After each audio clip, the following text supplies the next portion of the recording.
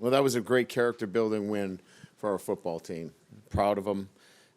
They endured a lot this week and had their character tested, and they responded. So, again, happy for those guys. They, again, found a way to win a football game, which is very difficult, especially the way they did it. You know, going in right before the half to, seemingly take a, I don't want to say control of the game, but have it well in hand in a sense that it's going to be difficult for them to mount an offensive charge for the way we're playing defensively. And, of course, they go 90-something yards on a fumble return. So that's difficult. But our guys responded. We got them back together at halftime, told them they've got to continue to fight, continue to persevere. They did that. Those are all character traits that we were looking for that we needed to see on display. We saw them, and really happy for them, proud of the guys, and excited about the win. So with that, open up the questions. Brian, you said this week you wanted to see your team play to the standard that they didn't a week ago. Mm-hmm. Did you do that today? And if you did do it, is that a yes regardless of what happens in the final minute of this game? Kind of, yeah.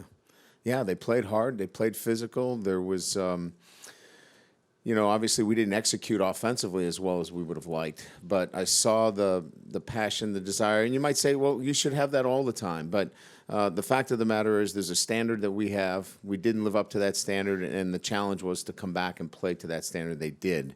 Now, the game of football is more than that. It requires execution, and we did not have that at times. We were overcoming, a very difficult situation with the fumble, but all the other traits were definitely on display today. Do you need today to be a pivotal moment for your season going forward? No, but I think it's a great start. I think we can build off of this. I think Ian Book can have great things happen from him. He was back to throwing the football with much more authority, confidence. That was a, 16-play, 17-play, 18-play drive. When you're dropping 8, and there's 8 guys in coverage. Did a great job, and he hasn't done that in his career here. So that's a first for him. He can build off of that. I think, defensively, the ability to stop the run today was absolutely crucial. I think, Coach Fuentes is almost 850 winning percentage when they rush for over 150 yards and 200 in particular. So that was the game plan. They did a very good job controlling the line of scrimmage. And lastly for me, could you see the extra point at the end? And the snap was kind of low. It looks like Dorr made a pretty good hold. I mean, not Dorr, but Bramblett. Yeah, it was a low snap. It was a low snap. At that point, you don't know what's going to happen. You're just moving on to the next play.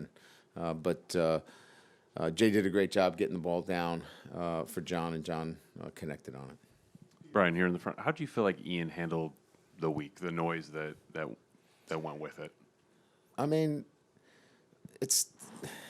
If he played for the New York Giants, he wouldn't get as much that went on around here. It was way overblown. It was Notre Dame. For him is so important, and Notre Dame means so much to him, and being the quarterback here, that he handled it so well. Came in my office on Monday, and I thought he did some things this week in practice that allowed us to reach some areas that we hadn't been able to reach before, and I thought we saw signs of it, and I think he's only going to get better from it. At what point in the week do you feel like, okay, my quarterback is actually processing this okay, like this is not tearing him down? Well, I think all week they played a little tight today. I don't know if you guys saw that, but we played a little tight today, and that was all of. Look, they try not to hear the noise, but when the noise is, so loud, it affects 18 to 21-year-olds, and it affected them a little bit, but they fought through it. They showed grit, and he did as well, and I'm proud of him. I couldn't be more happy for those guys because they had to do it today. You know, they weren't going to get help from anybody, and they found a way to win. Thanks. Yeah. Brian, Trevor Ruland mentioned to us that he has a knee of an 80-year-old, and then he listed all his surgeries. And he said he probably shouldn't be playing, but what does it mean to have him back here playing? Well, Trevor is so well liked by his teammates because he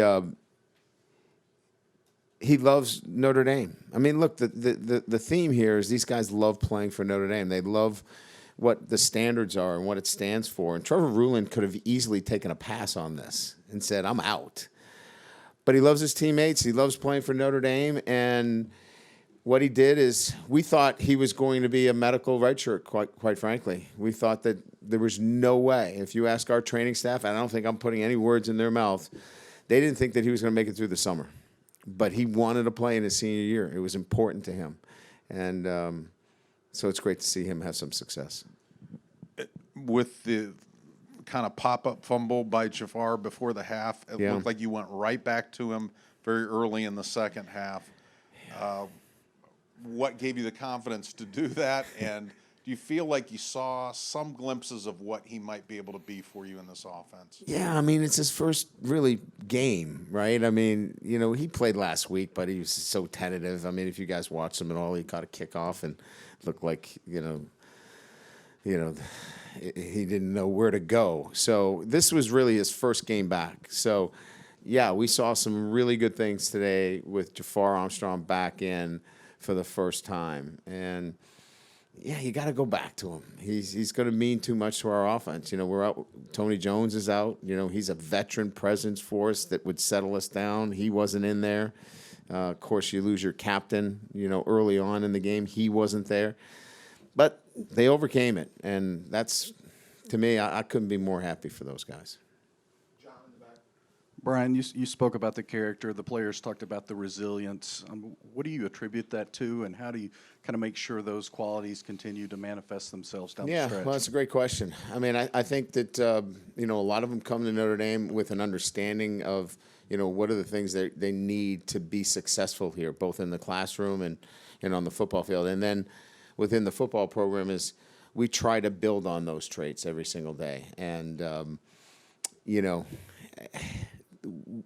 it's never a finish line. You know, it's a journey. There's no destination as it comes to building character with your football team, and their life lessons. Right? They got knocked down last week, humbled, if you will, and this week they come back and they have to fight for their lives in a sense to come up with a victory. So, it teaches them a lot about how important it is to, you know, have great focus and accountability and all the great life lessons that we all teach. I teach it as a parent, that you probably taught as parents, that you can take with you when you leave here. So that's an ongoing process. Brian, how much of a safety net is a player like Chase Claypool, especially on a drive like that where you got to go 87 yards in 3 minutes? Well, you know, Chase, look, those are the guys that got to step up in those periods, right? You know, on those drives, you know, we got to find Chase and we got to get him the football. And we did. And he stepped up big. You know, players make plays. Great players make them during times when you need it the most. And he showed himself as a great player because of the time and the circumstances. He's got such a high competitive nature to him that, you know, he always wants the football, and I kind of like that. And then how crucial was it to hold Virginia Tech to field goals on those two drives they had, the scoring drives in the second half, to not let them get in the end zone and let the, you know, deficit obviously get any higher than it Yeah, was? certainly. You know, our defense did a really good job today. I think Clark and the staff had a great plan. As you saw, with very little nickel, we had played with 5 defensive linemen, prepared for runs on third down. You know, it's really, you know, a game that you don't see it much, right? You know, 3rd and 4 to 7 was, you know, a rundown. And so we were man-to-man. I think our corners, look, they gave up some plays, but they were on an island all day. And Pride and Vaughn, look, they battled, they hung in there, and at the end of the day, they did what we asked them to do in this game plan, and they held up for us. Brian, you mentioned they played tight for most of the game. That led to some offense and stumbling. What changed in that final drive? Was it just urgency, or did something else shift?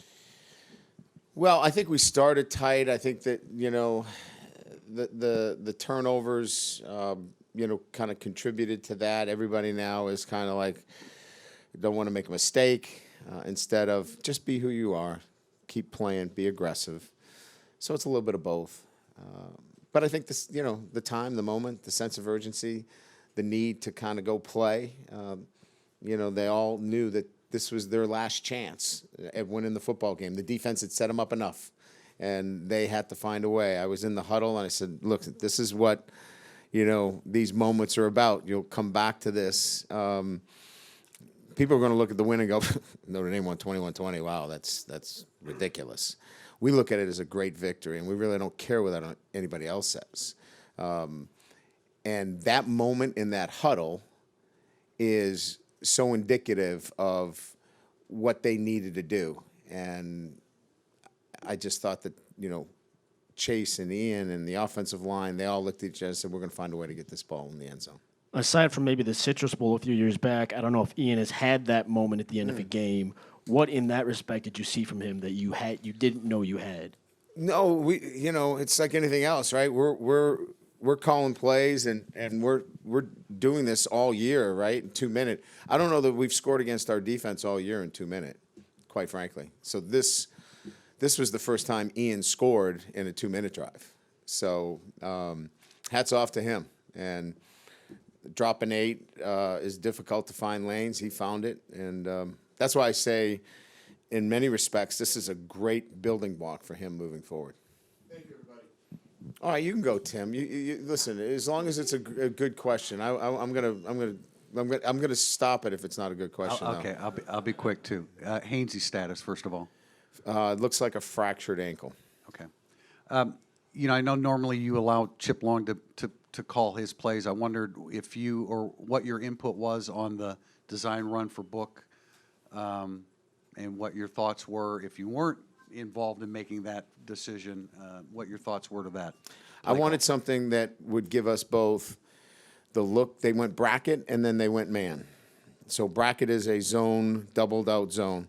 I wanted our combination play that gave us the look that if we got one-on-one, we would get Claypool one-on-one on the corner route from the number 3 position. And if they went bracket, he could run the ball. And so just wanted a combination because we already got a glimpse of what we were getting down there. We got bracket one time, we got man the other. So it was just give me a combination call. You talked about the noise that Ian Book hears. Obviously, you're hearing it too. You've had a lot more practice at it. I'm much thicker skinned.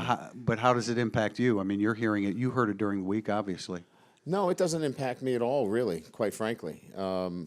I think it affects my family and my, you know, kids and adversely, but I just try to manage it with them.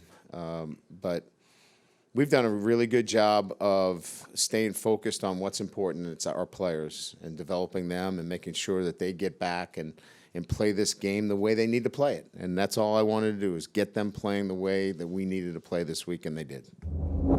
Thanks.